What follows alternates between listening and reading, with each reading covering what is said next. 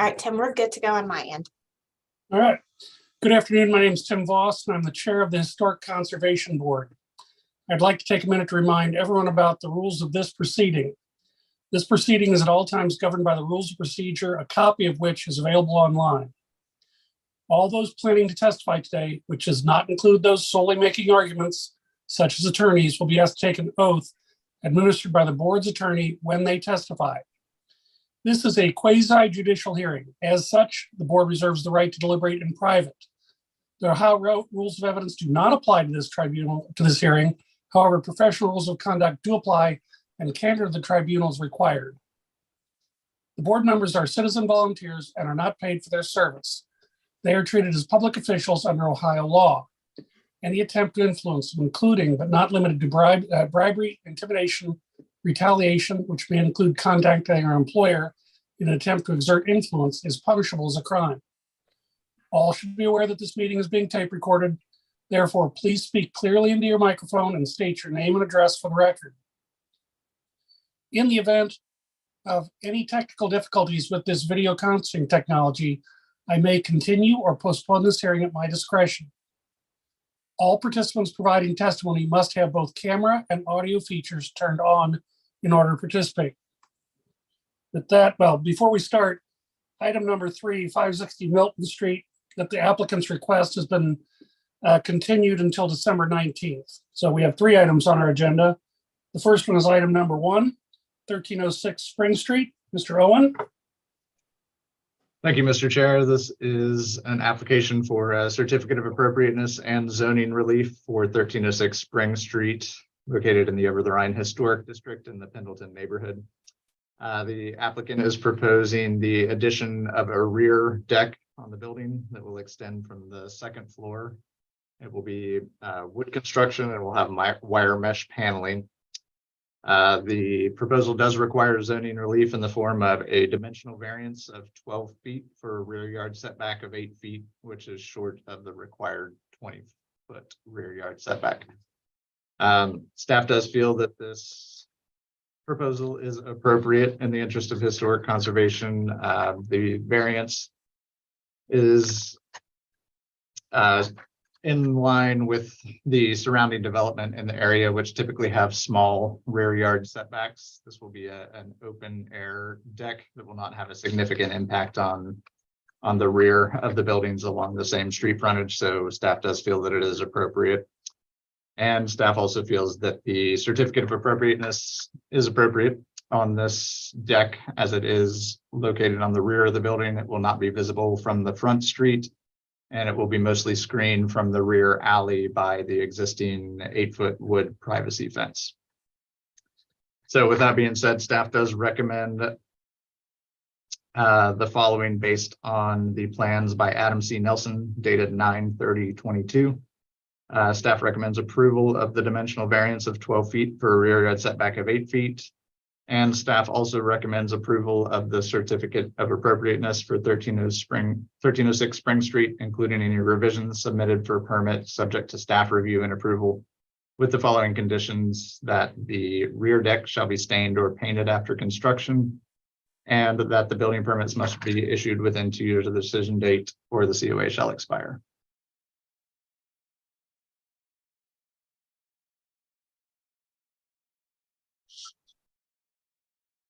Mr. Chair, you're muted. That's how I sound best. I have one person signed up, Casey Costin. Are you speaking on behalf of the applicant? And if so, do you have anything you want to add to what Mr. Owen has told us? I am speaking on behalf of the applicant, and I do not have anything else to add. Questions from the board for staff or the applicant? Mr. Chair, Mr. Owen, I did have a question that's probably obvious, or you would have included it. There was no feedback from the neighbors for the setback, because it is kind of a consistent green space back there now.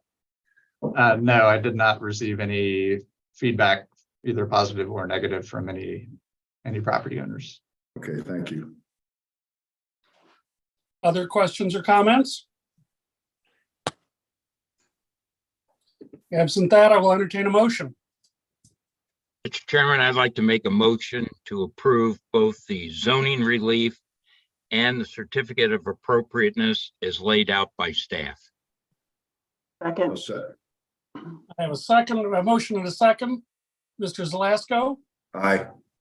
Mr. Weiss, aye, Ms. Dobbins, Yes. Ms. McKenzie, Aye. Mr. Young, aye, Mr. Sunderman. Aye. The chair votes aye. Item number 1 is approved. Item number 2, 423 Milton Street. Mr. Owen? Thank you, Mr. Chair. This is an application for a certificate of appropriateness and zoning relief for 1421 to 1423, or excuse me, 421 to 423 Milton Street in the Prospect Hill Historic District. The property is also located in a hillside overlay. So the applicant is proposing to construct a gabled rooftop addition on top of the previously approved building addition to serve as a shade structure for the existing rooftop deck. So the zoning relief is required based on the hillside overlay. So in the hillside overlay, the setbacks are based on averaging of adjacent properties. So for an addition such as this, we basically look at the location of the proposed new construction and determine the setbacks based off where the new construction is. So this is being built on a portion of the existing building, but when you do the averaging with the adjacent properties, in part because the adjacent property is much wider than the surrounding properties, the proposed addition is within the setback requirements based on the hillside overlay. So a hillside review is required to allow an east side setback of 15.5 feet, which is short of the required 17.5 feet. So staff doesn't have an issue with the proposed setback, as it is in keeping with the general pattern of development for the surrounding area. And it is only mainly based on the anomaly of the adjacent property, which is significantly wider than the surrounding development that requires that variance. So staff is supportive of that. Regarding the certificate of appropriateness, the proposed shade structure is a substantial structure on top of the building. However, staff is generally feels that the proposed addition is appropriate, primarily because of the placement on the contemporary addition portion of the building. It will not cross over onto the historic side of the structure. And also it is being built to mimic the roof line of the historic building, which is also mimics the roof line of the original historic building that used to be located on that site. So when you look at the sight line drawing, the addition will not be visible from when you're looking directly in front of the building. Again, because of the anomaly of the adjacent property, which is much wider and has an open grassy area as well as a parking pad adjacent to this building, there will be views from the corner when looking at an oblique angle at the property. So you can see in the staff report, I included an image of the street view, basically where that structure would begin to appear when viewed from the street. So it's, once you get to the corner of the neighboring building, you will have some views to that structure. By the time you move up in front, directly in front of the building, it will not be visible, and it will also not be visible from further up the street. So because of that, mimicking the existing historic roof line, as well as the previous structure that was on the site, and the fact that it is not visible from directly in front of the building, staff was comfortable making a recommendation of approval for both the zoning relief as well as the certificate of appropriateness. So staff does recommend the board take the following actions based on plans by Mike Darcy dated 9/23/22 approve the hillside review to allow an east side yard setback of 15.5 feet short of the required 17.5 feet. And also recommend approval of the certificate of appropriateness for 421 to 23 Milton Street, including any revisions subject to staff review, with the condition that the building permits must be issued within 2 years of the decision date or the COA shall expire. Thank you, Mr. Owen. All right, we have two people signed up, Ashley Beadle and Alan Eckert, which will be speaking on behalf of the applicant, or both. I can speak for it. We don't have, any other comments or anything other than what the conservator mentioned. All right. Do I have questions from the board for the staff or applicant? Absent that, I will entertain a motion. Mr. Chairman, I'd like to make a motion to approve both the zoning relief and the certificate of appropriateness as laid out by staff. Second. I have a motion and a second. Mr. Zelasco, Aye. Mr. Weiss, Yes. Ms. Dobbins, Aye. Ms. McKenzie, Aye. Mr. Young, Aye. Mr. Sunderman. Aye. The chair votes aye. Item number 2 is approved, 423 Milton Street. As I say, item number 3 has been continued at the applicant's request. That brings us to item number 4, 1526 Elm Street.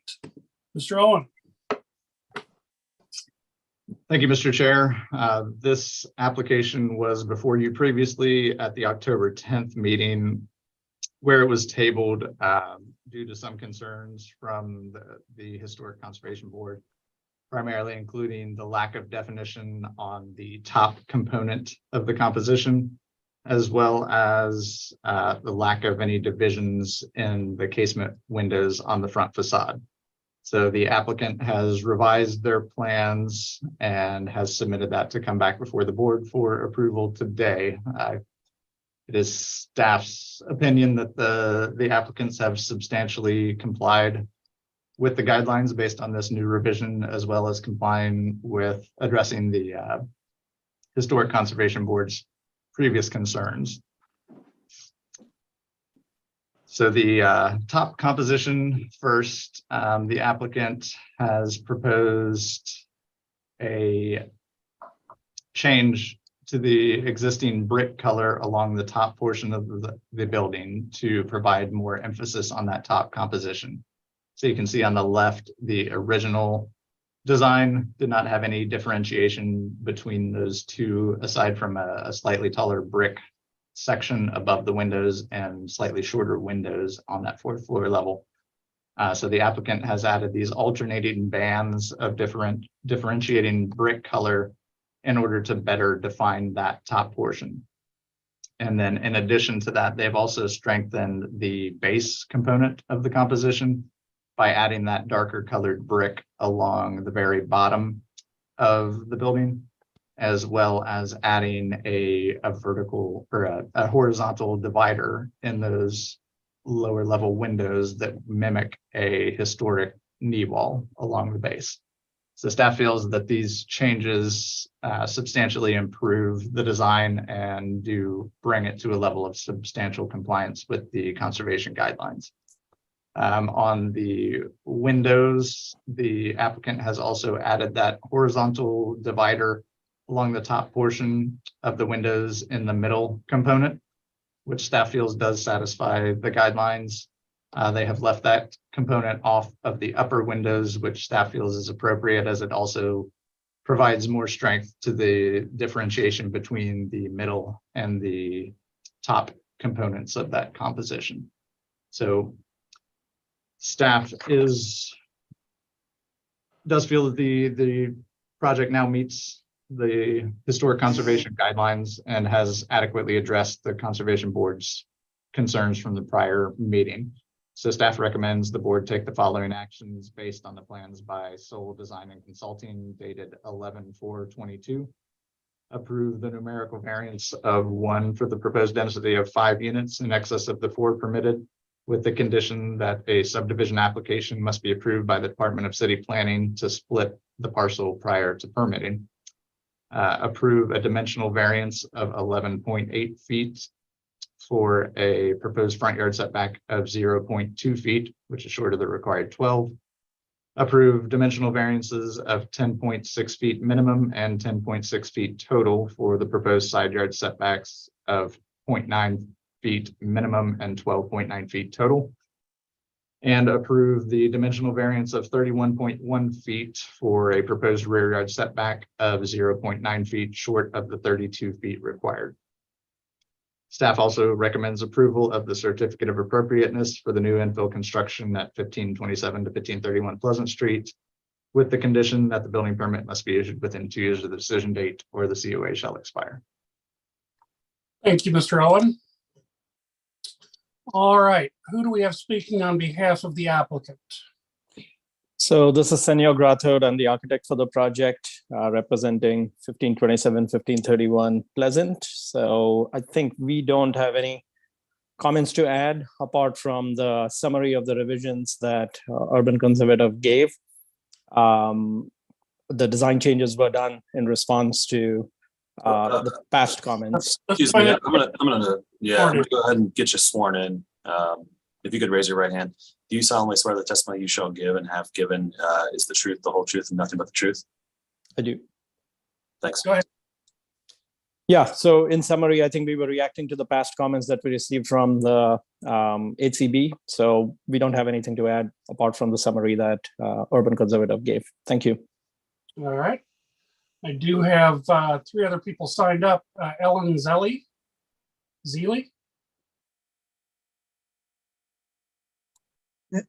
Eileen Zell, Oh, whatever you want to call me. that's okay. Do you have anything you would like to add? Thank All you. right. Kristen Myers, Nothing further. Thank you. Carl Sterner. Nothing to add. All right. Questions, comments from the board for staff, the applicant, or our general review? I'm good. I'm okay. All right. I appreciate the effort you put in to bring this more in line. If there are no other questions or comments, I'll entertain a motion. Mr. Chairman, I'd like to make a motion to approve both the zoning variances and the certificate of appropriateness as laid out by staff. Second. Second that. I have a motion and a second. Mr. Zelasco, Aye. Mr. Weiss, Yes. Ms. Dobbins, Yes. Ms. McKinsey, Aye. Young, Aye. Mr. Sunderman. Aye. The chair votes aye. Item number 4 is approved. All right, we do have a couple of things on our agenda today. Thank you for working with us, by the way. Okay, Thank you. We appreciate it. Yeah, you're welcome. all right. We have a relatively short list of staff approved COAs. We need to have a motion to approve those. So moved. Second. All right, Mr. Zelasco, Aye. Mr. Weiss, Yes. Ms. Smith Dobbins, Yes. Ms. McKinsey, Aye. Mr. Young, Aye. Mr. Sunderman. Aye. The chair votes aye. The staff approvals are approved. And then we also have the 2023 hearing schedule that we have to approve. I will entertain a motion to approve that. So moved. Second. Mr. Zelasco, Aye. Mr. Weiss, Yes. Ms. Dobbins, Yes. Ms. McKinsey, Aye. Mr. Young, Aye. Mr. Sunderman. Aye. The chair votes aye. There is one other piece of business that I wanted to put out there. I have been chairman. In January, we will be electing chair and vice chair for the next year. And I've been chairman for quite a while. I think it's long enough. So in January, you all have to figure out who you would like to have leading this. I have enjoyed very much running this. I tried to keep the meetings running smoothly. Today's going to be a particularly smooth one. But it's just something for people to think about who you would like to have as chair in 2023. So I don't have anything else. Does anybody else have any other information or things they want to share? Tim, Mr. Sunderman, I'd like to make a statement. I too have chosen to step down. I've been the vice chair for several years, and I plan to continue my service on the board, but I would like to give another member the opportunity to serve in this capacity. I too would like to thank the staff for their help, guidance, and encouragement. And I would strongly recommend somebody. It's not an onerous position, but it does give you a little different viewpoint of it. All right, something for people to think about. If we have no other business, I will entertain a motion to adjourn. So moved. All in favor? Aye. Aye. Thank you, everybody. We are adjourned. Happy Thanksgiving. Happy Thanksgiving. Happy Thanksgiving, everybody. Happy Thanksgiving to all.